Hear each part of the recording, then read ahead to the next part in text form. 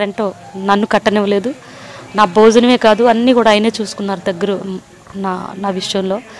ఆయన స్వార్థానికి ఒక్క పాట కూడా నన్ను నాతో పాడించుకోలేదు. జెమినీ ప్రోగ్రామ్కి అంటూ పిలిచారు.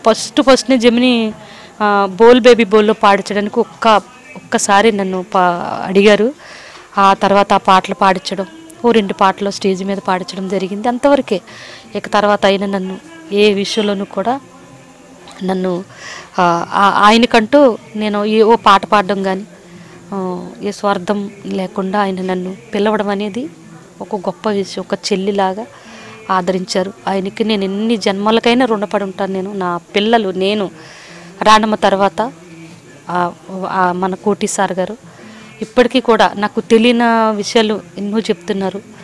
మంచిగా ఉండమని, సినీ ఇండస్ట్రీకి చాలా అందరినీ, అమ్మ నువ్వు అందరితో బాగా మాట్లాడు, మంచిగా ఉండు, మంచిగా మాట్లాడు, మంచిగా పాటలు నేర్చుకో, నీ గొంతును బట్టే ఎవరైనా నిన్ను పిలుస్తారు, అవకాశాలు వస్తాయి, జాగ్రత్తగా 4 డబ్బులు చేసుకుని మంచిగా ఉండి తల్లని ఆయన నాకు మంచి మంచి మాటలు చెప్తున్నారు. అది నాకు చాలా చాలా దేవుడిచ్చిన అదృష్టం. ఆయన ఒక్క వరం నాకు. కాబట్టే నేను అంత దూరం వెళ్ళగలిగాను. దుబాయ్ చూడడానికి నా తరం అవునా? అవ్వదు, ఈ జన్మలో అవ్వదు అని నా ఉద్దేశం. ఎందుకంటే నేను ఎక్కడి నుంచి వచ్చిందని, నేను ఒక పల్లెటూరులో బతికిందాన్ని. అంత దూరం దాకా వచ్చాను అంటే ఆయన ఇచ్చిన ఒక అదృష్టం. మనం చూస్తే కనుక మీరు హైదరాబాద్లో కూడా అంతమంది ప్రజాప్రతినిధులు, ఎమ్మెల్యేలు, ఎంపీల మధ్య కూడా కేటీఆర్ గారి మీద ఒక పాట పాడడం అనేది జరిగింది. ఆ పాట ఎవరు రాశారమ్మా? పాట రాసింది చేసింది ఏమీ లేదు. కానీ అప్పటికప్పుడుగా నేను మన కోటి సార్ గారి దగ్గరే వారు ఒక శిష్యుడు ఉన్నారు. ఫస్ట్ మేము పాట ప్రిపేర్ అయ్యామమ్మా ఆయన కోసం. బోల్ బేబీ బోల్ టీమ్తో పాటు నన్ను పాట పాడించారు. సార్ కోసం, కేటీ సార్ గారి కోసం ఆ చూన్ వాళ్ళు ఇచ్చిందే. ఆ చూన్ కట్టారు, ఆ పదాలు కూడా చెప్పింది ఆ సంస్థ నుంచి వచ్చింది.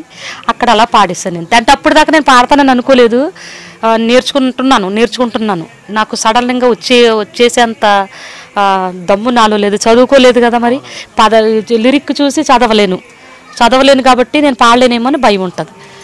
అంత పెద్ద వ్యక్తి దగ్గరికి వెళ్ళిన తర్వాత నేను ఎక్కడ పాడేస్తాను అనుకుంటాను. అలాగే మా నెమరు వేసుకుంటూ అక్కడ దాకా వెళ్ళాను. చెప్పింది అయితే మన కోటి సార్ గారు టీమే చెప్పారు నాన్న ఆ పాట నేను అక్కడికి వెళ్ళిన తర్వాత గుర్తుగా పెట్టుకుని పాడడం అనేది దేవుడిచ్చిన. If you like the video, please like us and subscribe Tollywood Nagar.